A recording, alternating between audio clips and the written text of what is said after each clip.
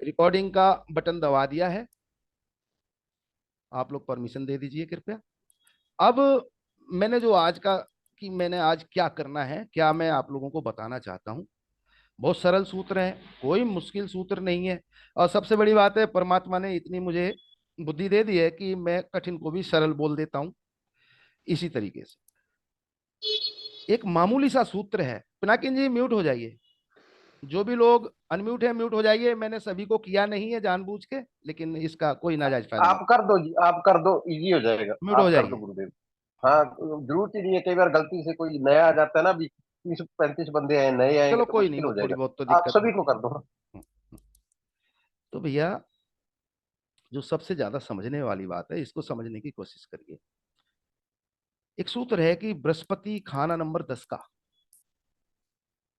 खाना नंबर 12 में जाए। अब यहां पे समझने की कोशिश करिए। मैं 12 ही बोल रहा हूं, इसको 4 भी बोला जा सकता था, इसको 9 भी बोला जा सकता था। या मंगल खाना नंबर 5 का 6 में जाए। इस बात को समझिए। या बृहस्पति खाना नंबर 5 में बैठा है, वो किसी भी साल विशेष में जन्म कुंडली के खाना नंबर 6 में चला जाए। इसको समझिए। बहुत मामूली से सूत्र हैं, कोई ज्यादा बड़े सूत्र नहीं है, बहुत ज्यादा दिमाग लगाने के नहीं है। बस मेरा उद्देश्य है कि आप समझें इसको।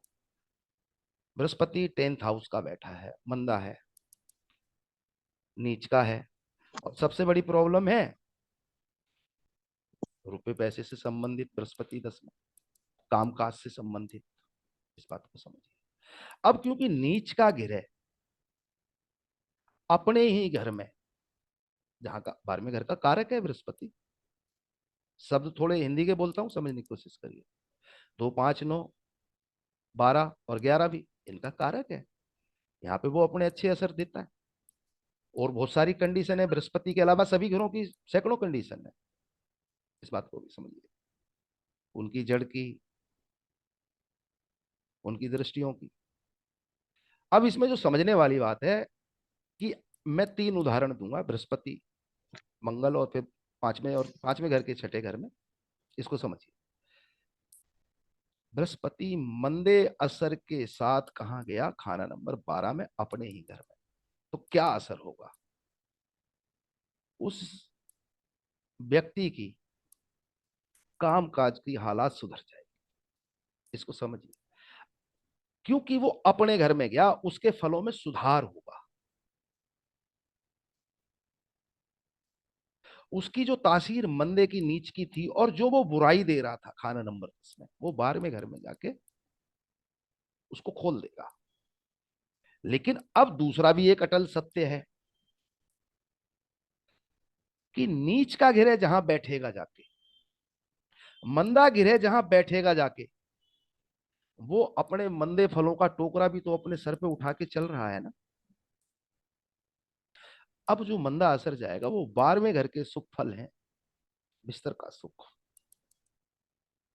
ख्वाब, रात की नींद, वहां पे दिक्कत आ जाएगी। इसको समझिए। अब इसमें एक और सूत्र है, इसको समझिए। बृहस्पति खाना नंबर 10 का ही हो, ये तो साफ सुथरे बृहस्पति की बात थी। 10 में नीच है और बृहस्पति 10 में हो तो शनि की सबसे बड़ी कंडीशन लागू होती है। इस बात को भी समझिए। अब इसी में जो दूसरी बात है, यही बृहस्पति 10वें घर का पीड़ित होता, पीड़ित होने के लिए या तो उसके साथ कोई उसका दुश्मन हो, पीड़ित होने के लिए उसके ऊपर किसी की दृष्टि आ रही हो। ऐसे समझिए। तो खाना नंबर 12 में भी जाकर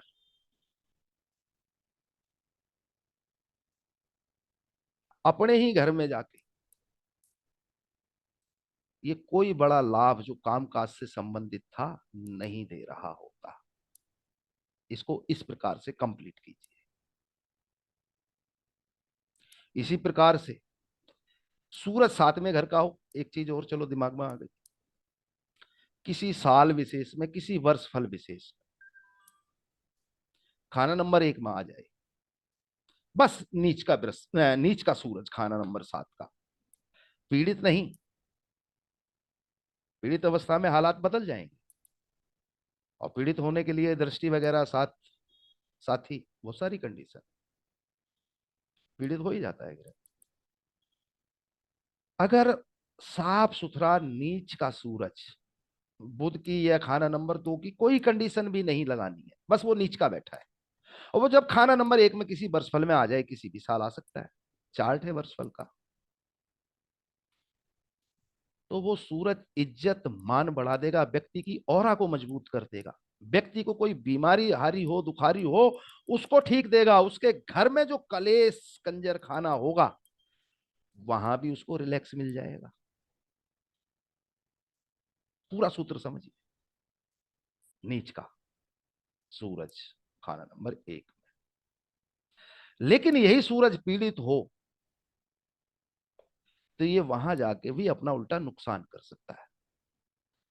फिर ये बुराई का टोकरा खाना नंबर 1 के ऊपर भी अपना मंदा असर दे सकता है।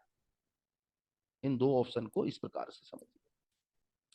इसी में फिर एक सेकंड, 3 लोग एंट्री के लिए बैठे हैं, सॉरी, ध्यान, क्या ये हो गया।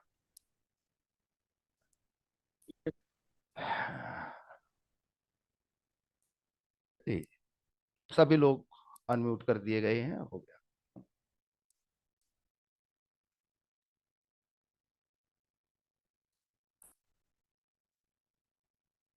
अब बृहस्पति 5वें घर का, अपने ही घर का है, किसी साल विशेष में खाना नंबर 6 में आ जाए तो नॉर्मल सा सूत्र है कि कोई भी ग्रह जन्म कुंडली के, इस सूत्र को भी ध्यान करिए, इसको भी हमें ध्यान रखना पड़ेगा, जो कि खाना नंबर में 12 में मैंने पूरा नहीं किया, अब इसको भी समझ लीजिए। एक तो सिद्धांत यह है कि कोई भी ग्रह जन्म कुंडली के 6, 8, 12 में आई, और दूसरा सिद्धांत यह है कि जो ग्रह जहां बैठा है वहां से 6, 8, 12 में जाए, यह भी मंदे असर का हो जाता है। इसको भी ध्यान करिए। लेकिन हम जो फिलहाल बात कर रहे हैं कि मंगल 5वें घर का या बृहस्पति 5वें घर का छठे घर में जाए।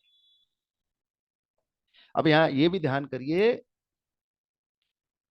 खाना नंबर 6 में बृहस्पति एक तो अपने घर से मंदे घर में गया है, पहले मैंने 10 से 12 में अच्छे घर में भेजा, लेकिन 12वें घर के भी हालात ध्यान करिए। लेकिन वहां पे क्या था, बृहस्पति का अपना घर था 12वां। छठे घर से बृहस्पति का अपने घर वाले हालात नहीं है, इस बात को भी ध्यान कर लीजिए।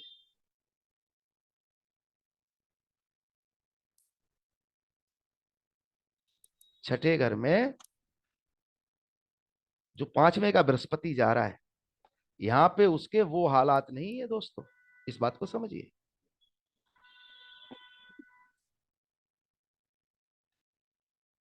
और दूसरी बात, बृहस्पति छठे घर में मंदा भी है, तो जो 5वें घर के सुख हैं, 5वें घर के बृहस्पति बृहस्पति के औलाद से संबंधित हैं, इस बात को समझ। अपनी इज्जत मान और सम्मान से भी संबंधित है 5वें घर के बृहस्पति के हालात। वो 6 में जाएगा, क्योंकि छठा घर उसका अपना भी नहीं है, इस बात को भी समझ लीजिए। और छठे घर तो अगर बुध का माने तो उसका बैरी है। तो यहाँ ऐसे व्यक्ति की औरा मंडल में इज्जत मान सम्मान में कमी आ जाए, उस साल उसको संतान से संबंधित दिक्कत परेशानियां आ जाए, संतान की पढ़ाई लिखाई में दिक्कत आ जाए, इस प्रकार के मंदे असर शामिल होंगे। इसी प्रकार से मंगल छठे में आ जाए, 5वें घर का मंगल, अब 5वें घर का मंगल है जो, ये सूत्र इसीलिए बता रहा हूं, उसका भी छठे से कोई दोस्ताना संबंध तो है नहीं, ना केतु से छठे घर के, ना बुध से छठे घर के। मंगल का तो कोई ऐसा नहीं, और ऊपर से जन्म कुंडली का छठा घर। तो जो मंगल खाना नंबर 5 में बैठ के औलाद से संबंधित तरक्की, और खाना नंबर 5 में बैठ के जो चंद्र और शुक्र पे जो नेक असर डाल रहा था, वहां पे मंदे हालात आ जाएंगे। जो वो वहां दे रहा था उस पे मंदे हालात। अब खाना नंबर 6 में मंगल 5 का चला जाए तो वो 6 की किस तरीके से बुराइयां देगा। अब ये भी ध्यान करिए, 6 में मंगल का एक एक साल के लिए भैया वो सूरज के हालात को सुधार देगा। वो तो एक उसका नैसर्गिक गुण है, कुदरती गुण है, प्राकृतिक। क्योंकि वो तो पंडित जी ने लिख दिया, उस विषय पे तो हम कोई चर्चा करेंगे ही। उस साल वो सूरज को तो उबार देगा, लेकिन वो उस साल केतु और शुक्र, मंगल 6 का सिर्फ केतु पे ही नहीं शुक्र पे भी मंदा असर करता है। इस बात को भी ध्यान करिए। शुक्र 6 में हो तो मंगल की उसे मदद देना वो एक अलग सिद्धांत है। और अगर मैं बोलूं कि शुक्र छठे घर में है तो मंगल 2 में है तो मदद की जरूरत ही नहीं, वो तो प्राकृतिक रूप से मदद दे देगा, कुदरती, ईश्वर की तरफ से। शुक्र को प्रॉब्लम होगी तो। लेकिन मंगल खुद छठे घर में चला जाएगा तो शुक्र और केतु इन पे अपना मंदा असर दे देगा। मंगल खाना नंबर 5 से छठे में चला जाए, जो कि बुध का ही घर है, इश्क मोहब्बत में आसानी से पड़ सकता है ऐसा व्यक्ति। इस बात को भी ध्यान करिए। प्यार मोहब्बत, क्योंकि वो बुध का घर है। और केतु तो मैंने मंदा बोल ही दिया कि केतु और शुक्र पे मंदा असर दे देगा। और दूसरी बात, ये ज्यादा मंदे फल दे देगा उस साल। पांचवें घर की जो अच्छाइयां थी उन पे तो आग लगी, छठे घर में जो अच्छाइयां हो सकती थी उन पे भी चोट मार देगा। गलती से इश्क मोहब्बत में, प्यार मोहब्बत में फंस गया तो इज्जत मान सम्मान सब खराब करता चला जाएगा। भाई परेशान हो जाए ऐसे व्यक्ति के, ऐसे व्यक्ति के हाजमे में दिक्कत हो जाए, ऐसे व्यक्ति के लीवर वगैरह में, खून वगैरह में दिक्कत आ जाए।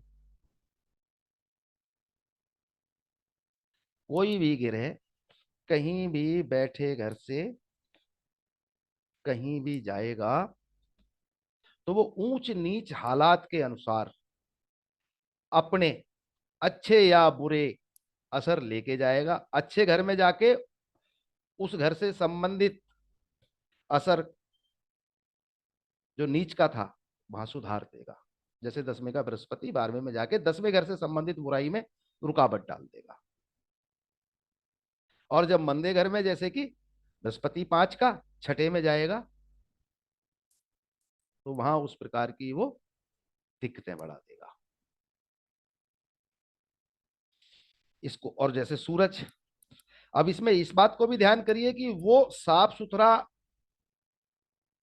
जा रहा है तो अलग माहौल है, और अच्छे घर में भी अगर साफ सुथरा जा रहा है, जैसे कि सूरज खाना नंबर 7 का 1 में जा रहा है,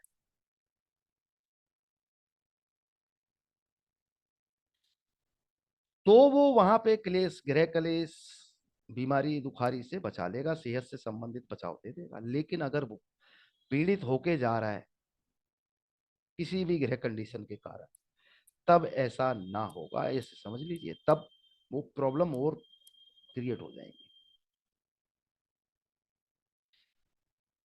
तो इन कंडीशन में जब भी कोई गृह मंदे घर से उठ के, नीच घर से उठ के अच्छे घर में जा रहा है, तो इस चीज को ध्यान रखना बहुत जरूरी होगा कि ये भैया पीड़ित तो नहीं था, इसको किसी ने पीटा हुआ तो नहीं था। पिटा हुआ गिरे अपने अच्छे घर में भी जाके नेक असर नहीं दे पाता है। और हम लोग सोचते हैं कि अब तो ऊंच का हो गया है, दे ही देगा। लेकिन वो असर नहीं दे रहा होता है, बल्कि कोई एक्स्ट्रा बड़ी बुराई या प्रॉब्लम क्रिएट हो जाती है। और हम क्योंकि सोचते हैं अच्छे घर में आ गया तो अच्छा असर दे देगा, तो पिटा हुआ है या नीच का होते हुए भी साफ सुथरा है, या नीच का होता हुआ भी पिटा हुआ है, इस चीजों को ध्यान करिए।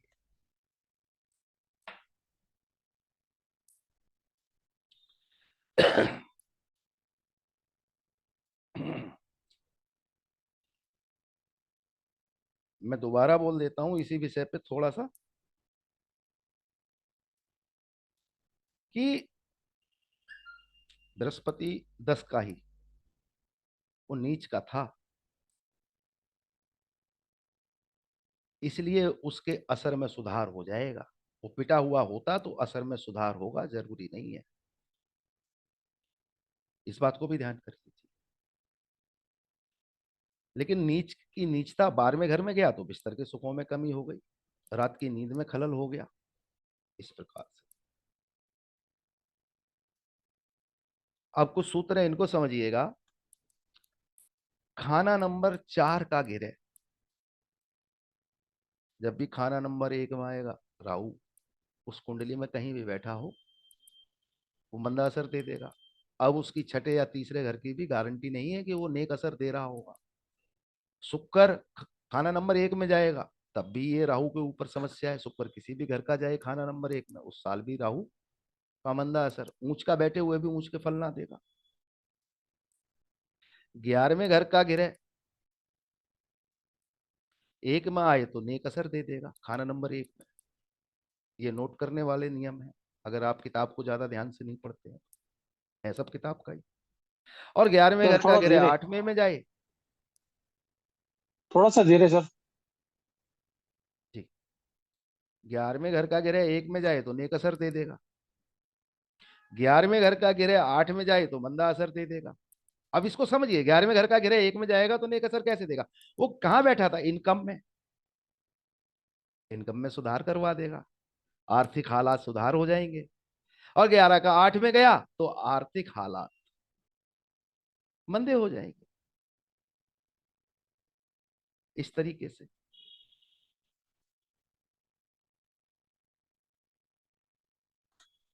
इस तरीके से वो अपना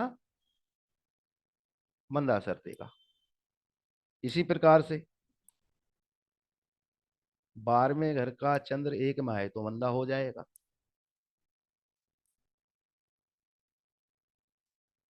12वें घर का चंद्रमा 1 में मंदा असर देगा।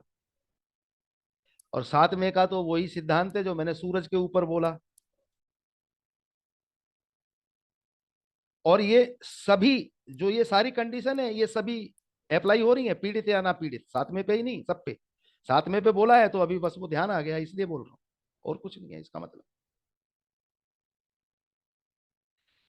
7वें का 1 में जाएगा तो अच्छा असर देगा, ये भी सत्य है, लेकिन पीड़ित हुआ। अब जैसे खाना नंबर 11 का घेरा 1 में आया और पीड़ित हुआ तो कुछ नहीं देगा, कोई इनकम नहीं बढ़ रही है भाई, ये भी ध्यान कर लीजिए। वो साफ सुथरा होगा तो बढ़ेगा। 8 खाना नंबर 8 का घेरे 2 में आए तो एक प्रकार से किस्मत का घेरे जैसे अच्छे हालात हो जाते हैं।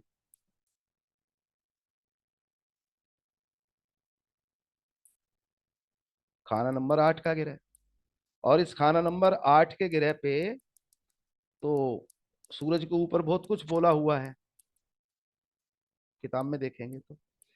8वें का सूरज 22वें साल में 9वें घर में आए तो 22 से 22, पूरे 22 साल, 22 साल तक, यानी कि 44 साल 22वें साल में आता है तब वो। अब ये भी सूत्र क्या है कि ये भी मैं पूरे खोलूंगा अभी, कुछ घरों पे ये कंडीशन अप्लाई है, और इसको देखना है तो मेरे ख्याल से पेज नंबर 77 है, 1952 का, खाना नंबर 9 से संबंधित। आप खुद पढ़िए उसको, और ज्यादा क्लियर होगा। मैं तो इशारे ही देता हूँ, वहां और ज्यादा अच्छी तरीके से लिखा हुआ है। 22वें साल में 8वें घर का सूरज 9वें घर में आएगा, और वो अगर सोया हुआ हो और वो 22वें साल में जाग जाए, जन्म समय का सोया हुआ ग्रह, बहुत ज्यादा अच्छे हालात हो जाएंगे 22 साल तक, अगले 22 तक, हर प्रकार से नेक। और अब यहां समझेंगे कि सूरज सूरज है क्या। सूरज सरकार, इज्जत मान सम्मान, व्यक्ति का खुद अपना रूप स्वरूप सबको निकाल देगा। व्यक्ति की औरा मंडल मजबूत हो जाएगी, समाज में इज्जत मान सम्मान बढ़ेगा। व्यक्ति अगर राजनीति में जाना चाहे, वहां अच्छे हालात। ऐसा व्यक्ति अगर सरकार से संबंधित पढ़ा लिखा हो तो अच्छी नौकरी भी उसको मिल सकती है। आप सिर्फ इसी चीज बंधिए मत, हमें कुएं का मेंढक तो बनना नहीं है। भाई सूरज जहां जहां अपना अच्छा और नेक असर दे सकता है, तो सिर्फ ना तो इज्जत मान ही है सूरज के पास तो सरकार से संबंधित ही भी है। व्यक्ति राजनीति में जाना चाहता है, बड़े अच्छे अच्छे मौके दे देगा उसको। व्यक्ति नौकरी सरकार में करना चाहता है, ऊंचे दर्जे की नौकरी दे देगा। लेकिन ये सिंगल ग्रह की बात हो रही है, इस बात को भी ध्यान करिए।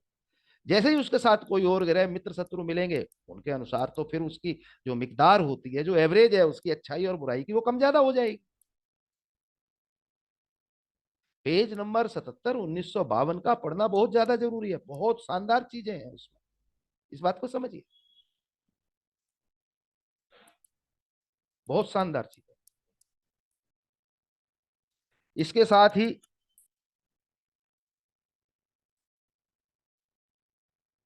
इस सूत्र पे मैंने बड़े बड़े लोगों को देखा, लेकिन वो चर्चा नहीं करते हैं, और ये मैंने पेज नंबर 77 जानबूझ के बोला है आपको। जन्म कुंडली में हमारे 9 के 9 ग्रहों पे बोला गया है कि किस घर से कौन कहां जाएगा। बुध की थोड़ी सी कंडीशन अलग है, थोड़ी सी शुक्र की कंडीशन अलग है, बाकी सबके लिए एक जैसी कंडीशन दी हुई है, पढ़िए। और बहुत शानदार नियम है। और मैक्सिमम मैं बता रहा हूं, ये कोई अहंकार या गर्व की बात नहीं है, मैक्सिमम लोग इन चीजों पे फोकस नहीं करते हैं। मेरे 2 मित्र हैं राजनीति में, एक का सूरज 22वें साल में 8 से 9 में आया, आज वो बहुत बड़े स्तर पे राजनीति करता है। एक दूसरा मित्र है मेरा, उसका चौथे घर का राहु 9वें घर में आया था सोया हुआ, आज वो अगर मतलब हिंदुस्तान की पूरी मीडिया को कंट्रोल करता है। इस बात को समझिए, ये शब्द कहने के नहीं है, फिर भी मैं कहता हूं, पूरे हिंदुस्तान की मीडिया को कवर करता है। अगर वो चाहे ये न्यूज नहीं चलेगी तो नहीं चलेगी। अब देखिए राहु चौथे घर का है उसका, उसको तरक्की कहां से दी? 42 साल से। इस सूत्र पे मैं बहुत बार बोला हूं, लेकिन आज इस सूत्र की भी पूरी मतलब खोल देता हूं। मैं अपनी कई क्लासों में बोला हूं, और 2018-19 से बोलता हूं। राहु चौथे घर का व्यक्ति, वकील हो, व्यक्ति मीडिया सोशल मीडिया में हो, एंकर हो, एडिटर हो, प्रेस रिपोर्टर हो, चाहे वो प्रिंट मीडिया में हो, चाहे वो इलेक्ट्रॉनिक मीडिया में हो, चाहे वो राजनीतिक मीडिया में हो, अलग अलग पार्टियों के सभी के मीडिया सेल और सोशल मीडिया सेल, चाहे वो छोटी है पार्टी चाहे बड़ी है, सबके बने हुए हैं। इस बात को समझिए। वहां पर जितने भी लोग होते हैं, आप टेलीविजन से ही देख लीजिए, क्योंकि हम लोग रोज लगभग लगभग घंटा आधा घंटा न्यूज तो देखते ही हैं। कोई भी प्रेस से संबंधित, मीडिया से संबंधित व्यक्ति 42 के बाद ही बुलंदियों को छूता है। मैं नाम किसी का नहीं लूंगा। बड़े से बड़े एंकर, खूबसूरत महिला एंकर, उनकी उम्र बेशक ना दिख रही हो, लेकिन उन सबकी उम्र भी वही है। नाम मैं यहां भी किसी का नहीं ले रहा हूं। जिनकी उम्र कम है, वो अपनी खूबसूरती के कारण एंकरिंग कर रही हैं, लेकिन वो उस स्तर पर कामयाब नहीं है जिस स्तर पर 42+ वाले लोग कामयाब हैं मीडिया से जुड़े हुए। उसका कारण क्या है? उनमें से अधिकतर के लोग या तो राहु 4 के हैं, या उनके घर में नॉर्थ ईस्ट यानी कि खाना नंबर 4 के स्थान पे टॉयलेट बने हुए हैं। और कम से कम 10 से 15 लोगों के यहां मैं जा चुका हूं, मैंने ये सब देखा है। मैं आपको ये भी क्लियर करूं, राहु 4 का मीडिया में,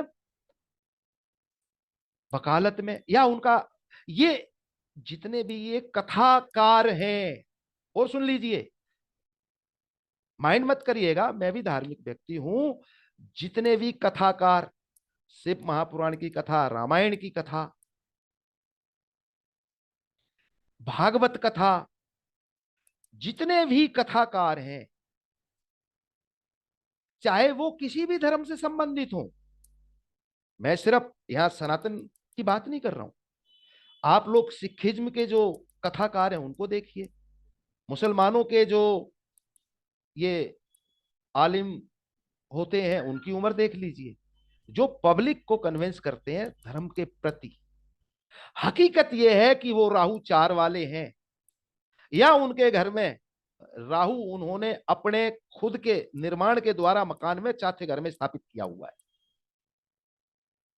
कितने भी नाम देख लीजिए आप, टीवी पे पूरे दिन कथाएं आती हैं, मैक्सिमम से मैक्सिमम 95+ लोग अपनी 42 साल से ऊपर के हैं, चाहे वो स्त्री है, चाहे वो पुरुष है, चाहे वो किसी भी मत संप्रदाय धर्म से संबंधित है। इन कामों में राहु का बहुत बड़ा योगदान है। चौथे घर का राहु तो 42 से तरक्की दे देगा। अब क्योंकि उन्होंने बनावटी रूप से राहु चौथे घर में बना लिया है, तब भी वो 42 के बाद सक्सेस हो जाते हैं, 42 से पहले खूब धक्के खाते हैं। अब ये बागेश्वर वाले बाबा की बात नहीं करेंगे, वो तो 24-25 साल का लड़का है, लेकिन मैंने कहा 95%। 100% तो कुछ भी नहीं होता, पंडित जी ने भी नहीं लिखा, ना मैं बोलता हूं, और कोई बोलता भी नहीं, इस बात को समझिए। जितने भी बड़े बड़ा कथाकार है, बड़े से बड़े, इस बात को समझ, ये है राहु की कलाकारी। राहु 42 से 84 उम्र तक, चौथे घर का राहु 42वें साल में 9वें ही घर में आता है। और ये अभी अभी मेरे एक मित्र के साथ हुआ है, वो भी मीडिया सेल से ही जुड़ा हुआ व्यक्ति है, अभी कल उससे भी बात हुई है, उसका भी सोया हुआ राहु था। अब यहाँ कुछ लोगों के, क्योंकि बहुत सारे नए लोग भी हैं, वो ये ना समझें कि भैया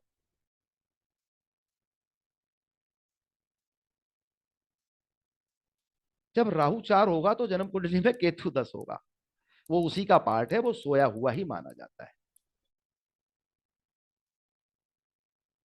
बाकी तो जो लाल किताब सूत्र हैं वो ये कहते हैं कि चौथे घर की दृष्टि 10 पे जाती है, 10 की चौथे पे नहीं आती, इस बात को भी ध्यान कर लीजिए।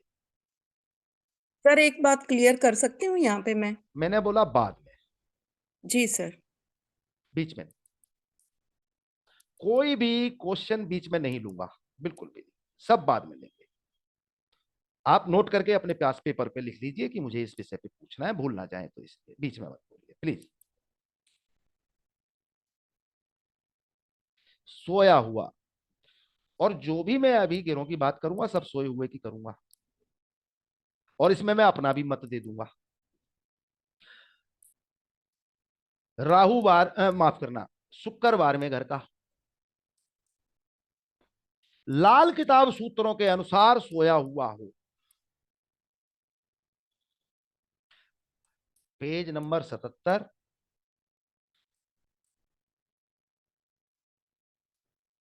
जन्म कुंडली का पक्का घर, खाना नंबर 9।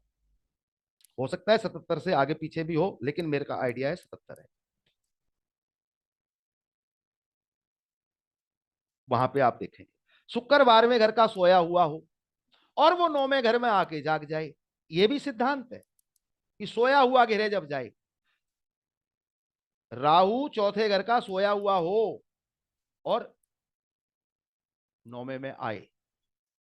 अब अमूमन आप लोग कहेंगे भैया राहु 9वें घर का तो बृहस्पति के घर में आएगा, बृहस्पति को ये कर देगा, बृहस्पति को वो कर देगा। हमने जो पढ़ा, ग्रामर तो हमें ये पढ़ा रही है, लाल किताब में दसियों जगह लिखा हुआ है कि 2 5 9 12 में जब भी शनिचर पापी होके या राहु या बुध या शुक्र बैठ जाएं आके। मैंने यहाँ सिर्फ राहु से संबंधित बात की है, मैंने यहाँ बृहस्पति के संबंधित कोई बात नहीं की है, इस बात को भी ध्यान कर लीजिए। इसी प्रकार से शुक्र 9वें घर में नीच का है, मंगल को बद कर देता है, समझने की कोशिश करिए। लेकिन सोया हुआ शुक्र, एक तो सिद्धांत यह है कि कोई भी ग्रह अपनी अपनी उम्र में जागेगा, और फिर जैसे शुक्र के 35 साल चक्कर में 3 साल है, तो 25 26 26 27 28 28 में मंदा असर देगा। वो नियम अलग है, वो ग्रह अपने आप सोए हुए जागते हैं, इस बात को भी ध्यान कर लीजिए। ये दूसरा नियम है ग्रहों के जागने का, ये सिर्फ 9वें घर में आके जागने का सिद्धांत है, इसको भी समझ लीजिए। एक और नियम है कि चंद्रमा सोया हुआ 24वें साल में जागेगा अपने आप, और फिर 2 साल बाद वो मंदा असर दे देगा, वो नियम अलग है, इस बात को समझिए। ये नियम 9वें घर से संबंधित है, वो सोए हुए ग्रहों के अलग नियम, वो भी सभी ग्रहों पे लागू है, ये भी सभी ग्रहों पे लागू है, ये बुध तक पे लागू है, इस बात को समझ लीजिए। 9वें घर में बुध भी तो मंदा होता है, मंगल वध कर देता है, बृहस्पति को कोड़ लगा देता है, लेकिन ये यहां भी लागू है, लेकिन नियमों से लागू है। बाकी सब सोए हुए, बुध भी सोया हुआ से ही संबंधित है ये सूत्र।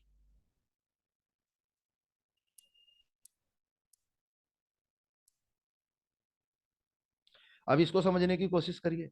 शुक्रवार में घर का सोया हुआ हो, वो जिस साल भी, माफ करना सॉरी, वो जब 9वें घर में आए 25वें साल, अब यहां पे दूसरा नियम है, वो अपने असर म्याद के साल में आए, कोई भी ग्रह। राहु के लिए 42 बोला, सूरज के लिए 22 बोला, अब शुक्र के लिए 25 बोल रहा हूं। 25वें साल में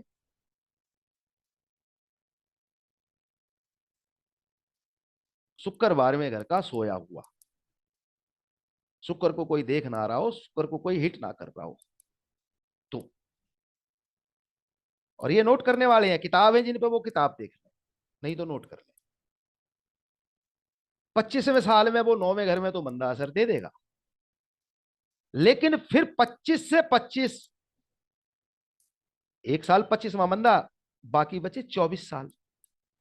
जैसे राहु 42 से 42 84 साल तक अच्छा असर दे देगा, सूरज 22 से 22 22 साल अच्छा असर दे देगा, वैसे ही शुक्र 25 से 25 अच्छा असर देना चाहिए, लेकिन 25वां साल मंदा होगा वो, और उसके बाद शुक्र से संबंधित असर कंटिन्यू उसको अच्छा मिलता रहेगा, यानी कि वो व्यक्ति उस एक ग्रह से फ्री हो गया कि वो उसको कोई मंदा असर देगा, चाहे वो मंदे घर में भी चला जाए, लेकिन वो ग्रह अपना मंदा असर नहीं देगा, इस बात को समझ लीजिए। क्योंकि खाना नंबर 9, 9th हाउस पूरी जन्म कुंडली की बुनियाद है, और वहां आके वो अपनी ही असर म्याद में एक्टिव हुआ है, क्योंकि जन्म समय वो सो रहा था, ये नियम काम करता है यहां पे। खाना नंबर 9 सभी ग्रहों के लिए बुनियाद है, ऐसे समझ लीजिए। और खाना नंबर 9 किसी भी व्यक्ति का भी भाग्य स्थान है, इस बात को भी समझ लीजिए, इसलिए ये हलचल है खाना नंबर 9 से जुड़ी हुई, वो अपने असर म्याद के समय, और सब ग्रह आ रहे हैं। सबसे बड़ी बात है, अगर आप वर्षफल का चार्ट देखेंगे सभी ग्रह आते हैं, वो 25वें साल अच्छा असर नहीं देगा, बाकी बचे हुए 24 साल बहुत अच्छा असर देगा। इसी प्रकार से चंद्रमा, हम चंद्रमा 10वें घर में अक्सर देख लेते हैं, इस बात को समझिए। एक ज्योतिषी है बहुत बड़े, उनका भी 10वें घर का चंद्रमा है, और उनकी जो भी तरक्की है, एक टीवी पे बहुत बड़ा नाम है और बहुत सम्मानजनक है, मैं उनको 1% भी बुरा नहीं कह सकता, नाम यहां पे लेना हमारा नियम बनता नहीं है, हकीकत में बहुत बड़ा जोशी है, और उसने अपना कारोबार बहुत बड़े स्तर पे फैलाया है, इस बात को समझिए। चंद्रमा 10वें घर का 24वें साल में आता ही आता है। इस बात को समझ लीजिए, जैसे मैंने बोला ये भी ध्यान कर लीजिए, अगर वर्षफल के चार्ट देखेंगे आप 120 साल तक के, सभी ग्रह अपनी असर मियाद में 9वें घर में आते हैं। इस बात को समझ लीजिए, वर्षफल चार्ट में ये मिल जाएगा आपको, आते ही आते हैं।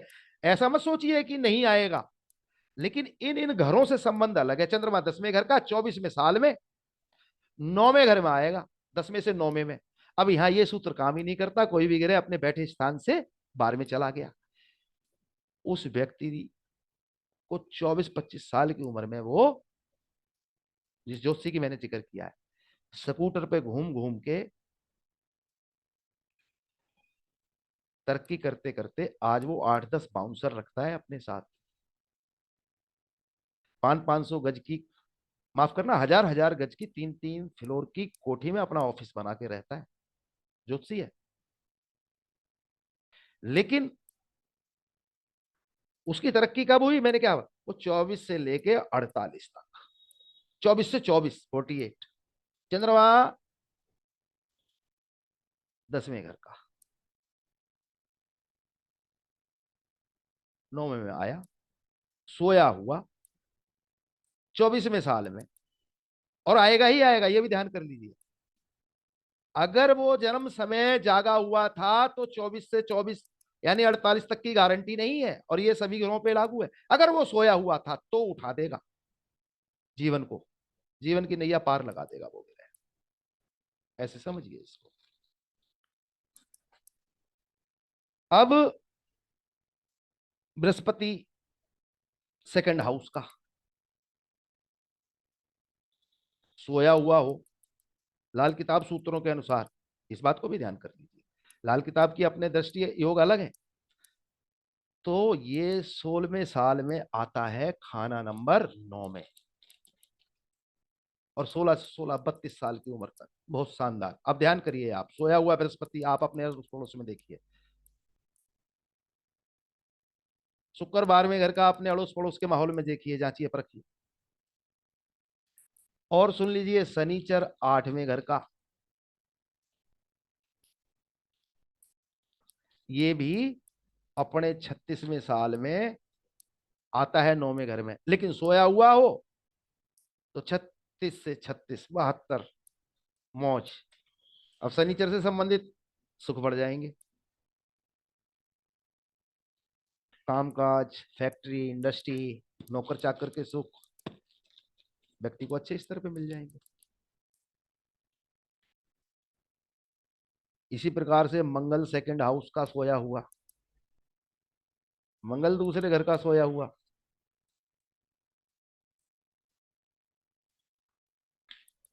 अपनी 28वीं साल में आता है, ये कन्फर्म है।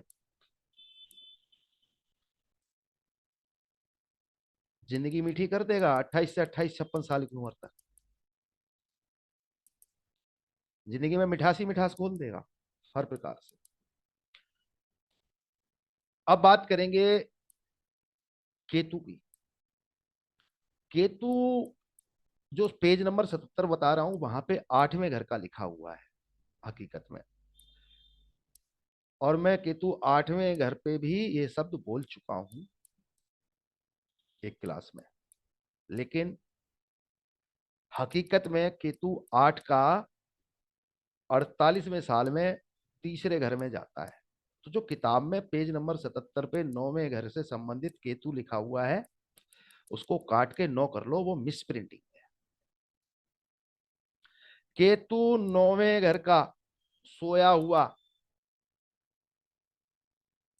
48वें साल में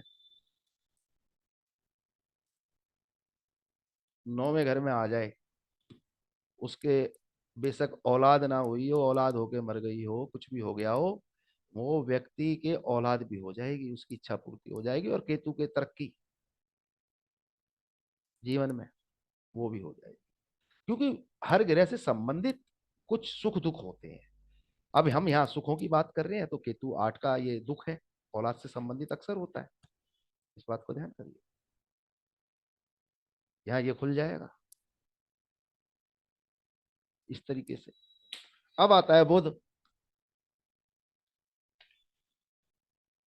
बुध के लिए यहां समय मुकर्रर है 17वें साल। आता वो 34वें साल भी है, मैं बता दूं आपको। बुध 17वें साल, बुध की आधी मियाद 17वें साल आता है, खाना नंबर 9 में। लेकिन बुध की भी वही कंडीशन है कि 9, 11 इनसे वो एक्टिव होता है, तो मंदा असर देता है। सोया हुआ बुध अगर आ जाए 17वें साल 9वें घर में, तो वो भी नेक असर दे जाता है 17 से 17 यानी कि 34 साल उम्र तक। बुध की जो दूसरी उम्र मियाद है, जो ओरिजिनल है 34 की, उस विषय पे यकीन मत करिएगा। उस विषय पे किताब भी कुछ नहीं कहती है, लेकिन हकीकत है 17 और 34 दोनों में बुध आता है 9वें घर में। लेकिन बुध 17 में सोया हुआ हो तो ठीक है, इस बात को समझिए, तभी वो अपना नेक असर दे पाएगा 17 से 17 तक। नहीं तो दिक्कत परेशानी क्रिएट हो जाएंगी बड़े स्तर पर।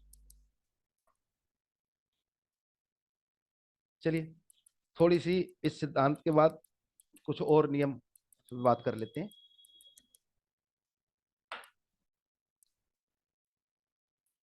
अब जो मैं सूत्र बता रहा हूं, ये सूत्र है कोई भी ग्रह जन्म समय का, और ये सारे नोट कर लीजिए। ये मेरे ख्याल से किताब में बहुत ज्यादा ढूंढने वाले हैं, आसानी से मिलेंगे नहीं, लेकिन मिले तो नोट करिए, डायरी बनाइए। जन्म कुंडली में जन्म समय यानी कि लगन कुंडली, जन्म कुंडली जिसे बोलते हैं, और वर्षफल कोई भी उससे संबंधित हालात है। पहले तो मैं आपको ये बता दूं जो मैं अब बोल रहा हूं, मैं दोबारा बता देता हूं।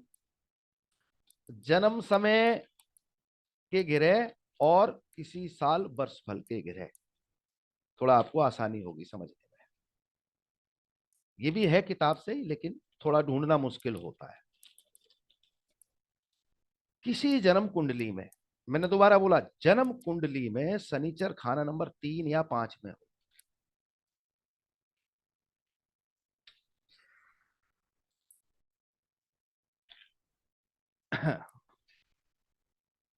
एक सेकंड, कोई आया है, एक सेकंड लूंगा।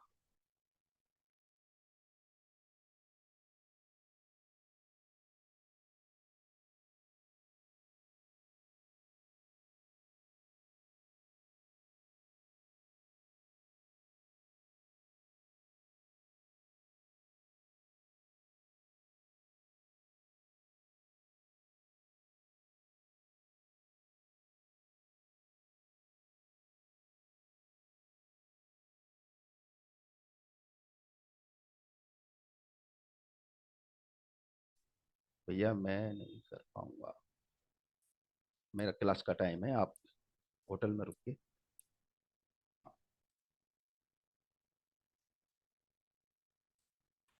Okay, bye. जन्म कुंडली में शनिचर खाना नंबर 3 या 5 में हो, और किसी साल विशेष में, किसी भी वर्षफल में शनिचर केतु या राहु, शनि केतु या राहु खाना नंबर 1 या 3 में आए। पहले 3 5 का बोला है मैंने, शनि अकेला। अब मैं वर्षफल के बोलता हूं। शनि केतु या राहु खाना नंबर 1 3 में आए तो ऐसे व्यक्ति को मौका मिलेगा।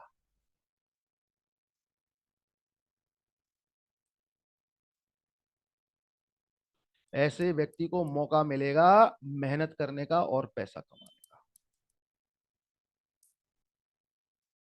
अगर शनि 3 और 5 में हो और उसके किसी भी साल विशेष में शनिचर केतु या राहु खाना नंबर 1 या 3 में आए, तब उसको मौका मिलेगा। लेकिन ये भी सत्य है, मेहनत करनी पड़ेगी। ये पैसा जो मिलेगा ये मेहनत से मिलेगा, सिर्फ लफबाजी से नहीं मिलेगा। और उसको मेहनत का भी मौका मिलेगा। यानी कि आप अपने क्लाइंट को, ये सूत्र बताने का भी कारण है, आप अपने क्लाइंट को कह सकते हो कि भैया मौका आ रहा है, शनि 3 या 5 में देख के मेहनत कर देगा। जबकि अमूमन शनि 3 का पैसे में हाथ टाइट रखता है। इस बात को समझिए। और इससे भी बड़ा सूत्र, जिस घर में चंद्रमा बैठा हो जन्म कुंडली के, उस घर में शुक्र आ जाए। जहां चंद्रमा बैठा है उस घर में शुक्र आ जाए, तो ऐसे जातक के बेटे पोते, अमूमन आप लोग देखते होंगे छोटे बच्चों को सूखा रोग हो जाता है, 5-10 साल की उम्र होता बचपन में। तो छोटे बच्चे होंगे तो इस प्रकार की भी समस्या आ सकती है, नहीं तो सेहत से संबंधित दिक्कत परेशानी खड़ी हो जाएगी। जिस घर में शुक्र हो उस घर में किसी भी साल चंद्र आ जाए, माफ करना, जहां चंद्रमा हो उस घर में शुक्र आ जाए, तो उस व्यक्ति की औलाद के लिए वो बुरा समय होगा। कम उम्र का बच्चा है तो सूखा रोग भी हो सकता है, नहीं तो सेहत से संबंधित दिक्कत परेशानी तो होनी ही होनी है। केतु किसी भी घर से खाना नंबर 1 में चला जाए, व्यक्ति को चिंताएं घेर लेंगी, दिखावटी चिंताएं, कुछ बुरा हो या ना हो। बुरा होने के लिए केवल अकेला केतु काफी नहीं है, इस बात को समझिए। वो सारे ग्रह योग होते हैं, लेकिन वो चिंता में रहेगा, टेंशन में, फर्जी फर्जी फिक्र, फर्जी फिक्र, चिंताएं। और व्यक्ति को कहीं यात्रा वगैरह या ट्रांसफर के ऑर्डर हो रहे हैं तो भी, बैकपैक भी रह गया तो भी उसका ट्रांसफर नहीं होता है। केतु किसी भी घर का जन्म कुंडली में खाना नंबर 1 में आ जाए। एक और सूत्र है केतु का, ये भी समझिए। हमारे बहुत सारे भाई लोग नौकरी पेशा होते हैं, वो अपने ट्रांसफर से संबंधित चिंता में रहते हैं कि हमारा ट्रांसफर हमारे अपने आसपास ही रहे या अपने शहर में ही रहे, दूर ना हो। इस बात को समझिए। केतु जिस घर में होगा उस घर से संबंधित दिशाएं, लाल किताब अनुसार व्यक्ति का ट्रांसफर होगा, अगर ट्रांसफर का माहौल चल रहा है। अब वो दूर है और वो अपने, इस बात को भी समझ लीजिए, अपने पुश्तैनी मतलब जहां उसका घर जन्म स्थान है, जहां उसके माता पिता का घर है, वहां आना चाहे, तो केतु जब चौथे घर में होगा तभी उसका ट्रांसफर वहां होगा। इस बात को समझिए। ये सूत्र एक दूसरे तरीके से समझ लीजिए कि व्यक्ति अपना ट्रांसफर जिन दिशाओं में चाहता है वहां केतु को स्थापित कर ले। इसको उपाय रूप में भी इस्तेमाल किया जा सकता है, इसको ऐसे भी समझ लीजिए, उपाय रूप में। जन्म कुंडली में केतु खाना नंबर 11 में हो किसी का जन्म समय, जन्म समय और किसी साल में वहां पे जब शनिचर आ जाए, केतु जन्म समय 11वें घर का और किसी साल उस घर में शनिचर आ जाए, यानी कि खाना नंबर 11 में ही किसी भी साल आ जाए, ऐसे व्यक्ति को आर्थिक हालात सुधरेंगे, पैसा बनाएगा, पैसा कमाएगा।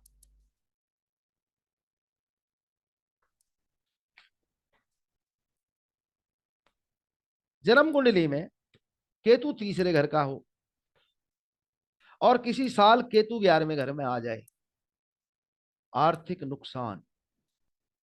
बुध तीसरे का हो जन्म कुंडली में और किसी साल केतु 11वें घर में आ जाए, धन हानि, आर्थिक नुकसान।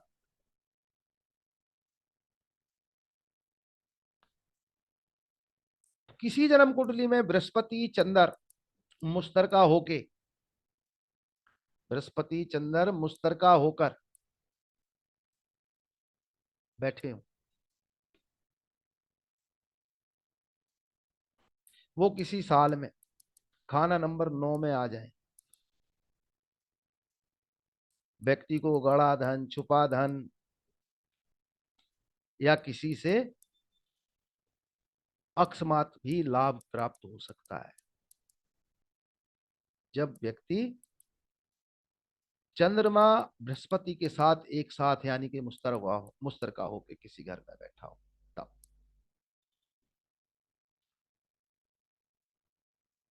चंद्रमा खाना नंबर 10 का 10 में ही आ जाए तो धन हानि, आर्थिक नुकसान।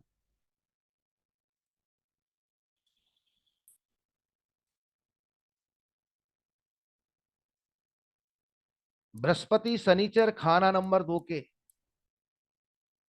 बृहस्पति शनिचर खाना नंबर 2 के किसी साल खाना नंबर 2 में ही आ जाए। बृहस्पति में तो घूमते हैं ना, बृहस्पति तो एक तरीके का गोचर है लाल किताब के सूत्रों के अनुसार। खाना नंबर 2 के 2 में ही आ जाए तो व्यक्ति की सेहत पे दिक्कत और पिता को खतरा। व्यक्ति की खुद की सेहत पे दिक्कत और पिता को खतरा।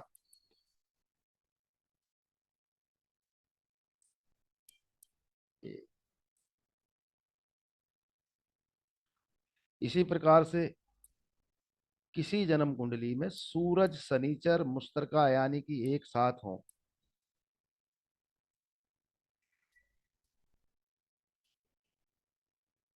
और वो किसी साल खाना नंबर 7 में आ जाए, पर्चा कटे, मुकदमा हो जाए, जेल यात्रा हो जाए, एकाध रात या कुछ घंटों की कस्टडी हो जाए, या फिर मानसिक रूप से बहुत ज्यादा बड़ी परेशानी हो जाए। सूरज शनिचर मुस्तरका किसी भी घर के जब खाना नंबर 7 में किसी साल आ जाए तब।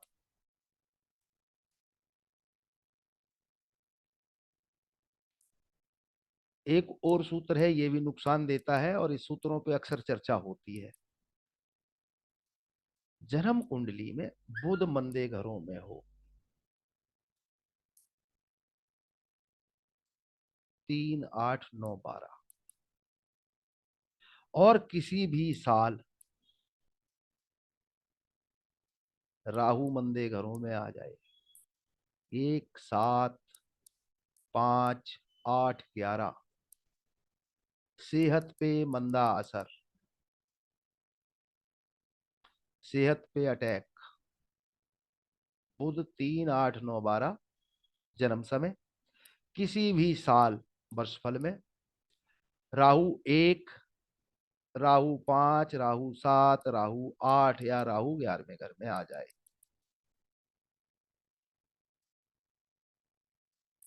और ज्यादा मंदा होके आ जाए तो जेल यात्रा जैसे भी हालात संभव हैं बीमारी के अलावा। जेल खाना, पागल खाना, बिराना वाले भी हालात बन जाते हैं, ऐसे समझिए। जन्म कुंडली में बुध माफ करना शनिचर 7वें घर में हो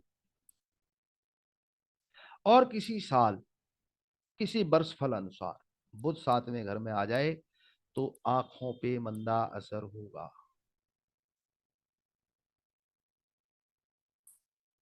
सूरज 5वें घर का ही जन्म समय का जब भी 5वें घर में आएगा, जातक की खुद की सेहत पर मंदा असर दे जाएगा।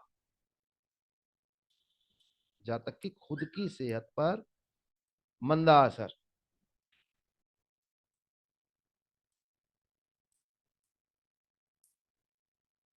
5वें घर का सूरज, अपने ही घर का सूरज।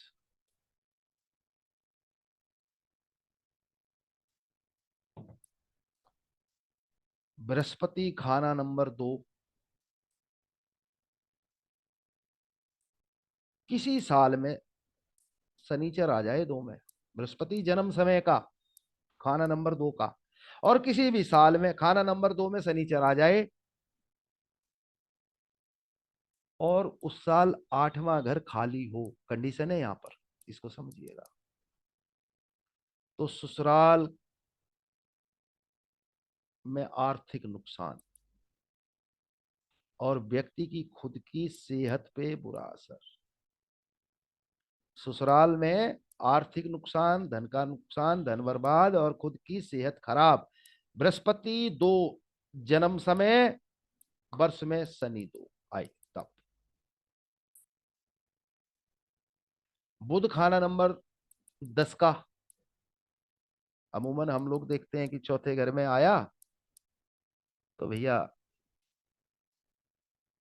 राजयोग का होगा, चंद्रमा पे मंदा होगा, है ना। लेकिन ये और जगह के बुध के लिए है। लेकिन अगर 10वें घर का बुध आए चौथे घर में, तो व्यक्ति के जीवन का मंदा समय होगा, मंदे हालात। शनिचर खाना नंबर 6 में हो जन्म समय, और उस व्यक्ति के किसी भी साल मंगल खाना नंबर 1 या 8 में आ जाए, रुपए पैसे से संबंधित हालात में सुधार हो जाएगा, सुधार।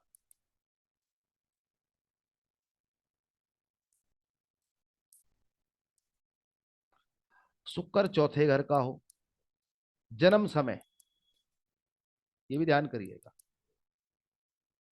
किसी साल राहु चंद्रमा या सूरज खाना नंबर 1 में आए, आर्थिक नुकसान चोरी चकारी तक हो जाए। शुक्र खाना नंबर 4, राहु चंद्रमा या सूरज खाना नंबर 1 में आए, आर्थिक नुकसान चोरी चकारी तक हो जाए। शुक्र चौथे घर का ही चौथे घर में आए, काम काज में दिक्कतें और जीवन साथी की सेहत पे मंदा असर। शुक्र चौथे घर का ही चौथे में किसी साल आ जाए।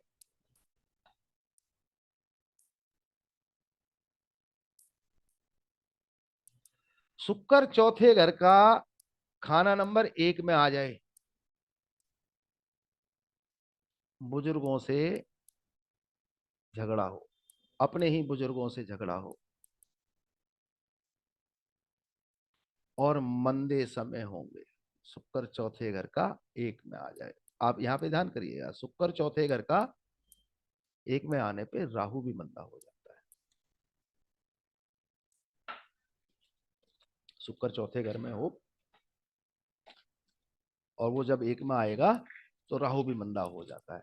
इसलिए ऐसा व्यक्ति का बुजुर्गों से झगड़े फसाद हो जाते हैं, ये कारण है।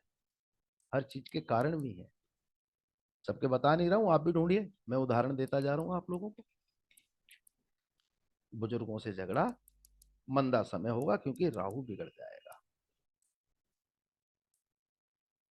चंद्रमा 3 में और बुध 11 में हो जन्म समय, और वो किसी भी साल में फिर दोबारा इसी कंडीशन में आ जाए, चंद्र 3 बुध 11, व्यक्ति के जीवन में डर बहुत ज्यादा हावी हो जाएगा, अंदरूनी तौर पे डरा डरा डरा डरा व्यक्ति। व्यक्ति के अंदर मानसिक रूप से डर बहुत ज्यादा बुरे रूप से भर जाएगा। लेकिन ये दो ग्रहों का कॉम्बिनेशन है और सेम हालत का, यानी कि चंद्र 3 का 3 और बुध 11 का 11 सेम, इकट्ठे दो ग्रह। चंद्रमा 5वें घर का हो किसी का,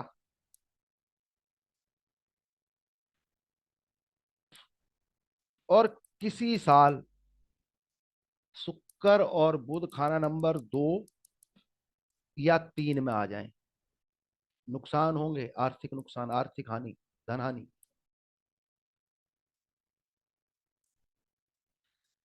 बुध किसी भी घर से 9वें घर में आ जाए,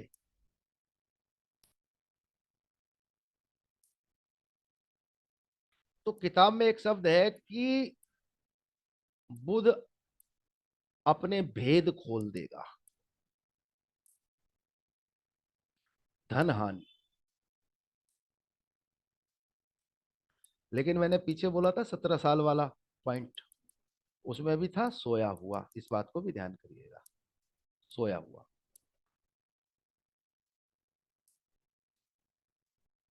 लेकिन वो 17 में, अगर वो बुध अपनी पूरी मियाद 34 में आता है तो नुकसान देगा। ये जो बुध अपने भेद खोल देगा उसका तात्पर्य यही है, उसका मतलब यही है, 9वें घर में रुपए पैसे का नुकसान करेगा, धन हानि करेगा, बुजुर्गों पे आफत डाल देगा। बुध दूसरे घर का किसी साल 12वें घर में आ जाए, 12वें घर का बुध अच्छा तो है ही। और बुध की एक क्वालिटी है कि बुध मंदा तो केतु मंदा, यानी कि औलाद पे संकट, औलाद की तरक्की बाधित, रुकावट, खुद में भी टेंशन भटकाओ। और बुध मंदा होगा तो व्यक्ति भावुक ज्यादा होगा। इस सूत्र को भी ध्यान करिए। बुध जिस व्यक्ति का भी मंदा होगा टेवे में, उस व्यक्ति में भावुकता बहुत ज्यादा बढ़ जाती है, सेंटिमेंटल सिस्टम। व्यक्ति दिमाग से फैसले करता है ना, कामयाब हो जाता है। और जो फैसले भावनाओं में लिए जाते हैं वो मैक्सिमम टाइम नुकसान का ही कारक होते हैं। बुध कहीं से भी 12वें में जाए मंदा ही होगा, लेकिन बुध दूसरे घर का 12वें में जाएगा तो ज्यादा मंदा होगा। कारण समझिए, बुध 4 का 12वें घर में जाएगा किसी साल में तो ज्यादा मंदा होगा।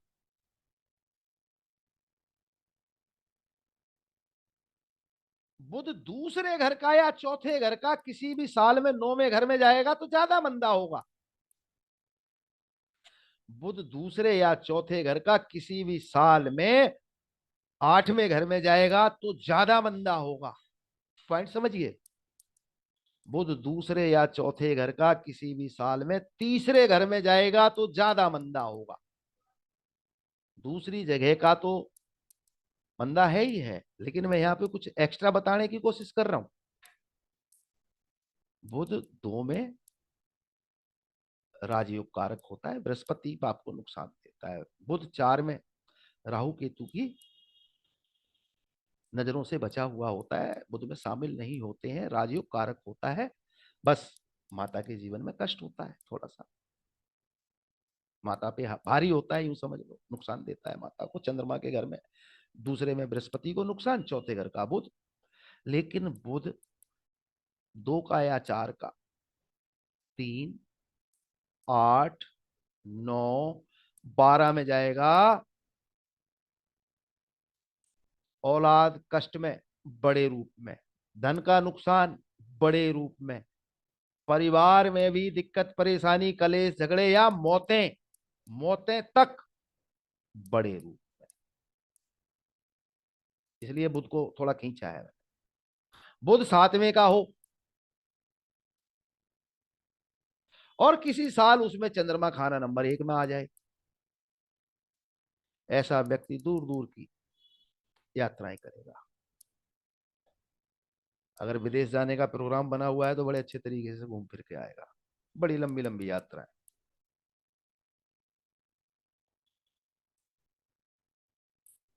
बुध किसी भी घर से जब खाना नंबर 8 में चला जाए, राहु तो 8 में बदनाम है ही है, लेकिन अब बुध की थोड़ी बदनामी समझिए।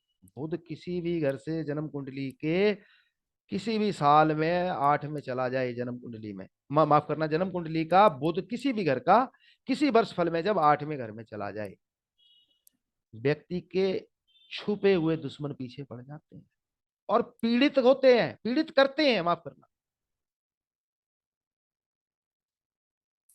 नपुंसकता तक दे देता है व्यक्ति के अंदर, मर्द के अंदर। स्त्री हो तो स्त्री में काम भावना नष्ट कर देगा, धनहीन कर देगा, सेहत पे बुरा असर। किसी भी घर का बुध जब 8वें घर में चला जाए, इतनी बड़ी बुराई। पहले तो 2 और 4 का ही बुध बोल रहा था, 3, 8, 9, 12 में, लेकिन किसी भी घर का 8 में जाए तो गुप्त रूप से छुपे हुए दुश्मन कंटिन्यू नुकसान परेशानी पैदा कर देते हैं। बृहस्पति 1 में हो जन्म समय, शनिचर किसी साल 7वें घर में आ जाए, किसी भी साल आ सकता है, माता से दूरी हो जाए और पिता को भी कष्ट हो जाए। बृहस्पति 1, शनि 7 किसी साल में आ जाए, माता से दूरी, पिता को कष्ट। बृहस्पति 5वें घर का जन्म समय किसी भी साल में शुक्र 9वें घर में आ जाए, बृहस्पति 5वें घर का हो और किसी साल में शुक्र 9वें घर में आके बैठ जाए तो व्यक्ति की रुपए पैसे में नुकसान, व्यक्ति की संपत्ति में नुकसान, व्यक्ति की सेहतमंदी। और सुनिए, शुक्र खाना नंबर 1 में है जन्म कुंडली में, और वो किसी साल 7वें घर में अपने ही घर में आ जाए, मंदा असर। शुक्र खाना नंबर 1 का जन्म कुंडली का किसी साल 7वें घर में आ जाए, अपने ही घर में, 7वें घर पे शुक्र की ही मलकियत है, मंदा असर।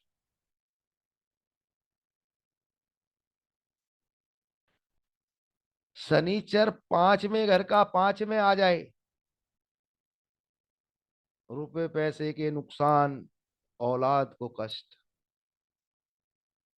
शनिचर खाना नंबर 11 का 5 में आ जाए किसी साल में, 11वें का हो जन्म समय का, 5वें में आ जाए, पर्चा कटवा दे, चालान कटवा दे, थाने में बिठा दे ले जाके, 11वें घर का।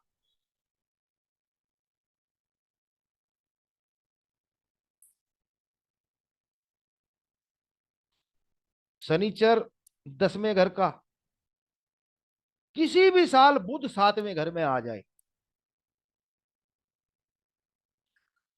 शनिचर 10वें घर का बुध किसी भी साल में 7वें घर में आ जाए,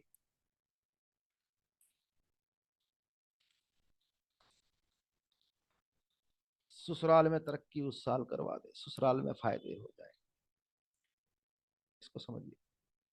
शनि 10 का जन्म समय, बुध किसी साल 7वें घर में आ जाए, ससुराल में तरक्की, ससुराल में ऊंचाइयां, ससुराल में फायदे।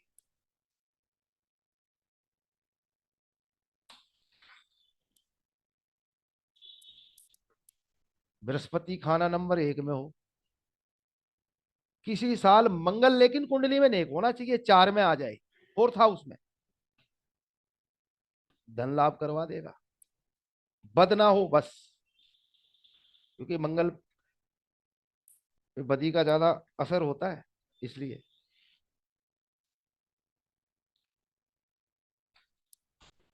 ससुराल 5,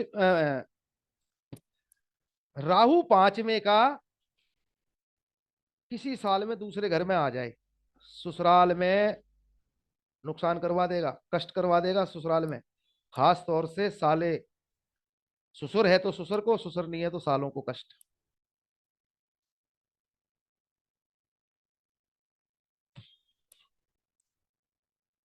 राहु 8वें घर का हो जन्म समय किसी साल में, मंगल 1 या 8 में आ जाए, या शनिचर 6 में आ जाए,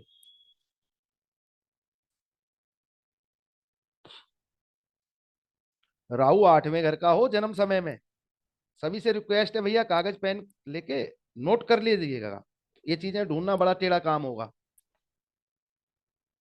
राहु 8वें घर का और किसी भी साल विशेष में मंगल 1 या 8 में या शनिचर 6 में आ जाए, व्यक्ति को धन हानि हो जाए, आर्थिक नुकसान हो जाए, बीमारी हो जाए, दुर्घटना हो जाए।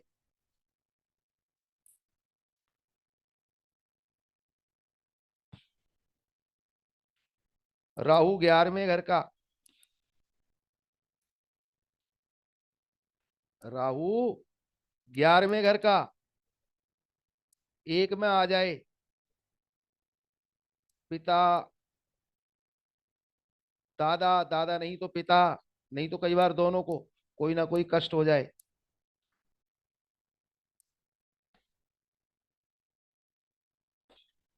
इस तरीके के बुराई भरे हालात क्रिएट हो जाते हैं, इसको समझिए। अब थोड़े से बड़े आसान सरल सूत्र दूंगा, इन सूत्रों पे मैं खास तौर से नए लोग जो अभी लाल किताब से नए नए टच हुए हैं उनको ज्यादा फायदा होगा, ये खास तौर से बस उन्हीं के लिए लेके आया हूं, बाकी आनंद तो सभी को आएगा।